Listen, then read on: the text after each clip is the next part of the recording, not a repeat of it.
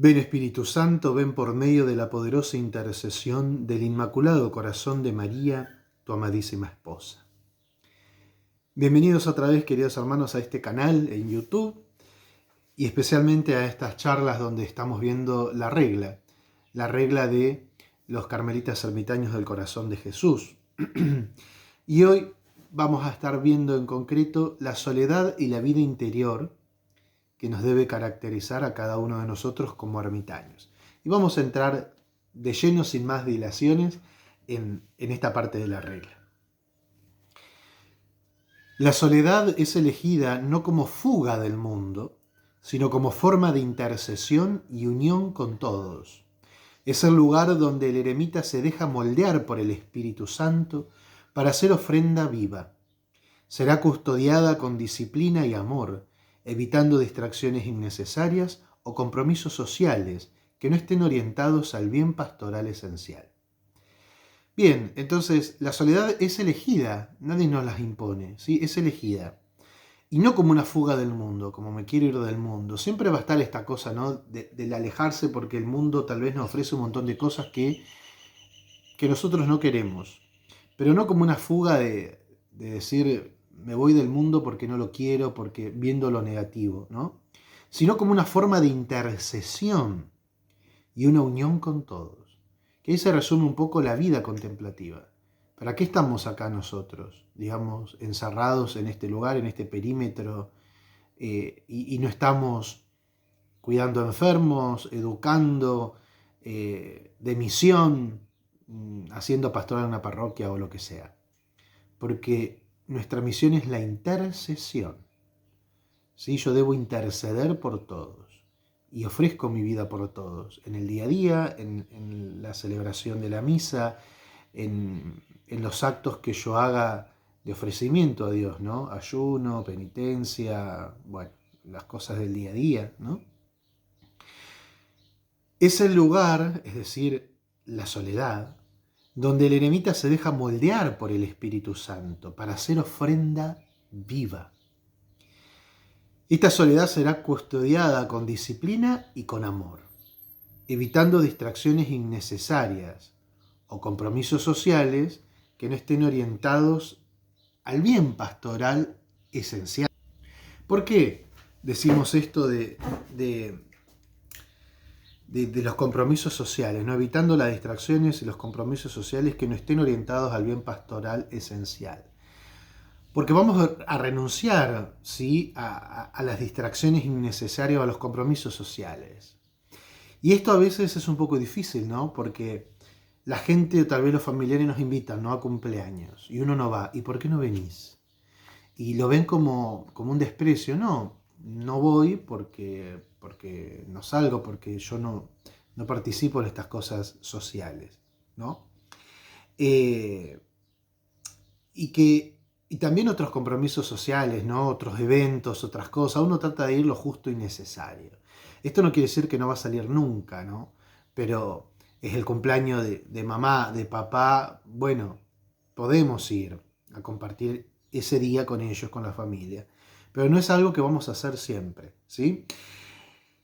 Y compromisos sociales que no estén orientados al bien pastoral esencial. Es decir, el ermitaño puede tener una pastoral afuera. No sé, tal vez de vez en cuando colaborar en una parroquia con algo o una visita a enfermos. Eso lo va a ver cada uno, pero tiene que ser esencial, no tiene que ser algo del día a día, ¿sí? Tiene que ser algo totalmente esencial o aquello que haya coordinado con el obispo. O sea, si les dan una pequeña capilla, bueno, un poco la vida pastoral de esa capilla, ¿no? Pero siempre en clave contemplativa. Aunque en soledad, el sacerdote eremita vive en plena comunión con su obispo, y si el eremita es laico también, bueno, con el presbiterio y con la iglesia entera, ¿sí? Es decir, aunque nosotros estemos solos, vamos siempre a vivir en comunidad, en comunión con la iglesia, ¿sí? Siempre. No es que estamos apartados, aislados, no me interesa nada, no. Siempre vamos a estar unidos a la familia de la iglesia.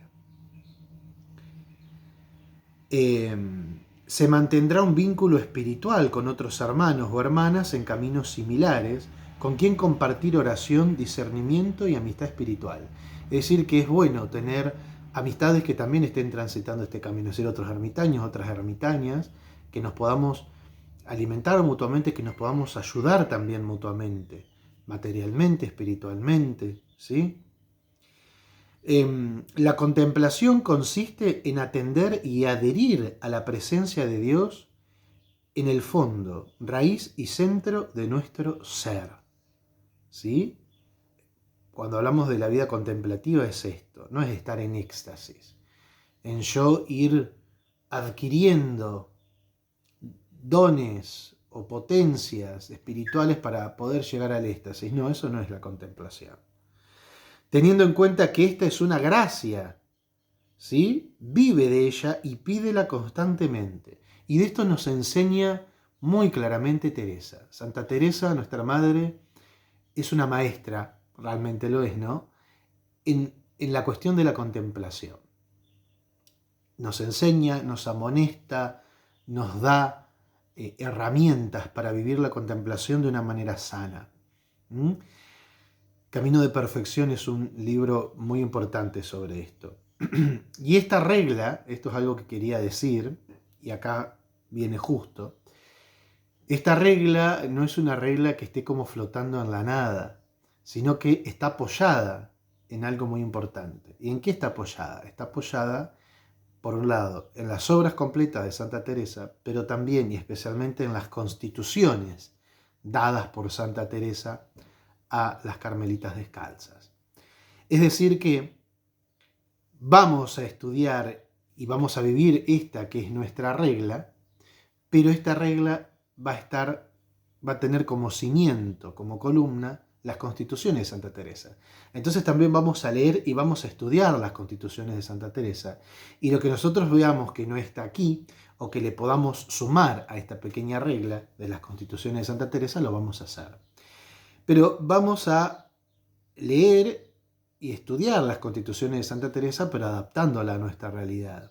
Y tomando ahí lo que ella dice. Por ejemplo, ¿no? Ella nos dice que hay que tener 2 horas diarias de oración personal, de oración mental con Jesús, con el Señor. Bueno, acá en la regla yo no lo dejé, pero porque no lo puse, pero porque también lo dice Santa Teresa ahí. Entonces podemos tomar también y decir, bueno, quiero vivir esas 2 horas de oración mental como propone la Madre. Entonces, podemos decir que esta regla tampoco existiría sin esa constitución. Es decir, tenemos que tener las dos cosas sobre nuestra mesa. Esta pequeña regla y las constituciones de Santa Teresa.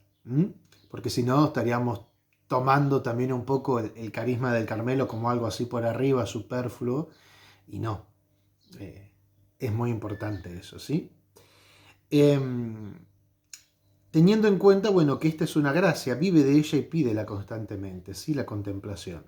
Recuerda que el contemplativo no conoce más o menos que otros, sino que, como decía también un cartujo, es capaz de extasiarse donde los demás pasan con indiferencia. Cuando nos vamos teniendo esa sensibilidad espiritual. La contemplación no es un camino de conocimiento, sino un llamado a una experiencia que trasciende todo camino o todo proyecto, ¿sí? ¿Por qué les digo esto y por qué también está plasmado en la regla?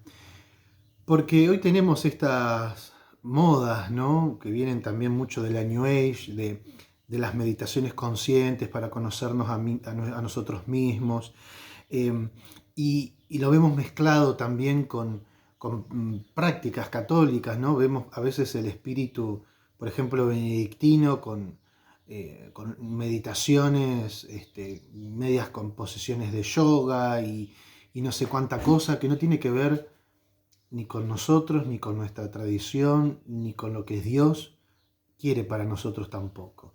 Porque yo me voy a ir conociendo a mí mismo en la medida que también voy conociendo al Señor y lo que el Señor quiere. Por eso dice que es un llamado a una experiencia que trasciende todo camino y proyecto. Debes disponer de un tiempo infinito para Dios. Practica asiduamente la lección divina, con el Evangelio alimento del corazón y guía del actuar. Es decir, la lección divina también es algo que nos ayuda mucho a hacer vida realmente lo que nos dice el Señor en la Escritura, lo que nos dice Jesús en el Evangelio. La lección divina es algo muy hermoso.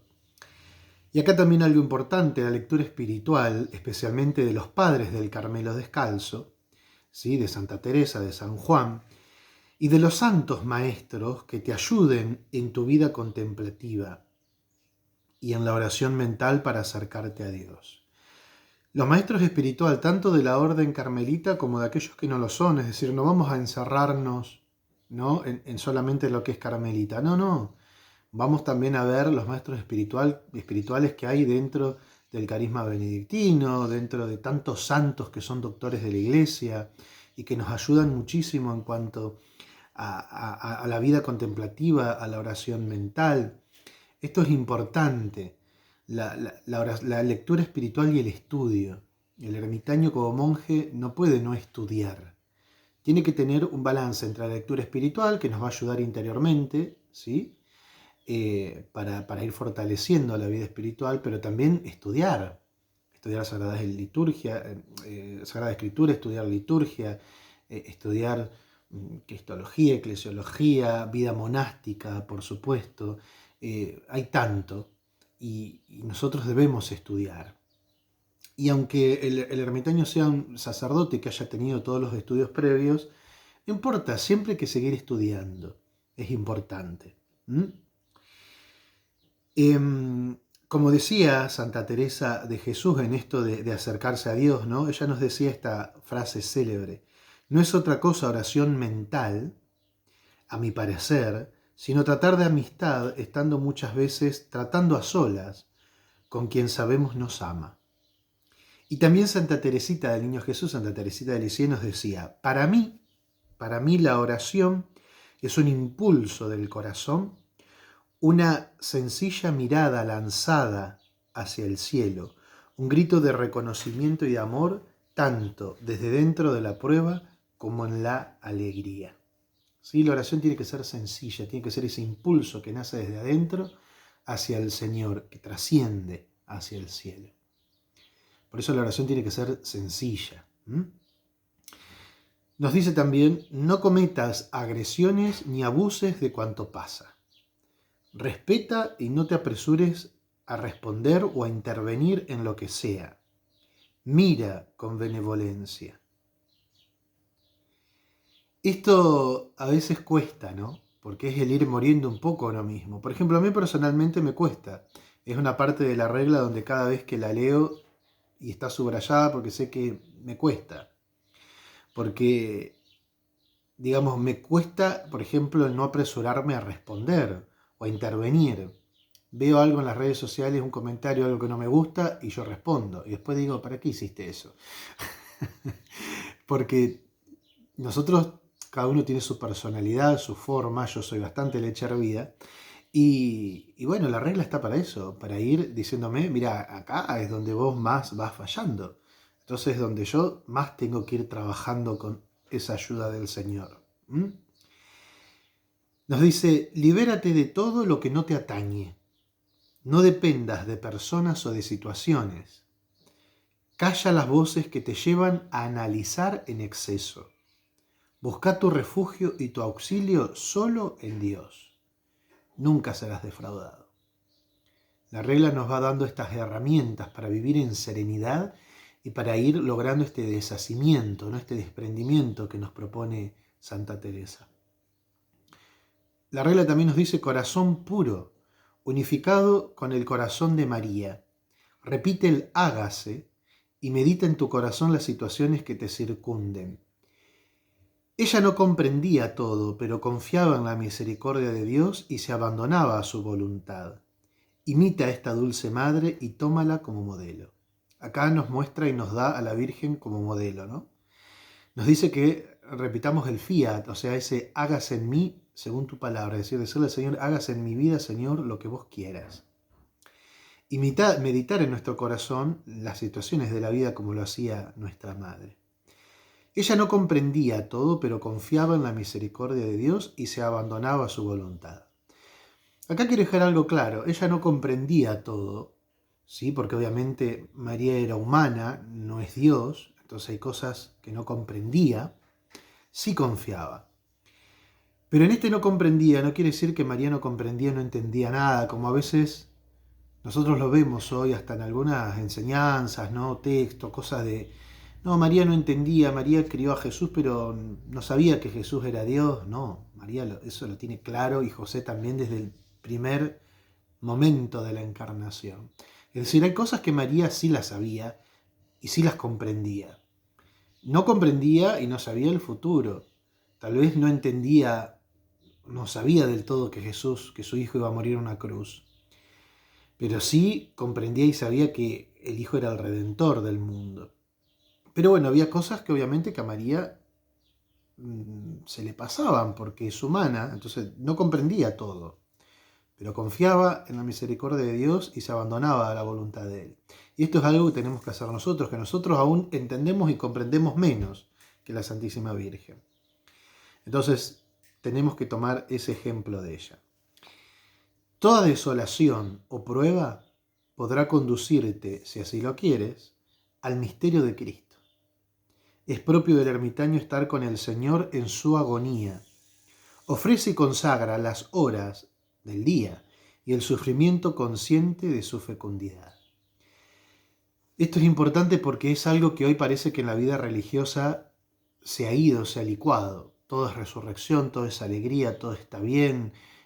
¿Para qué voy a hacer ayuno los días, privarme de la carne los días viernes como propone la iglesia? Eso ya está.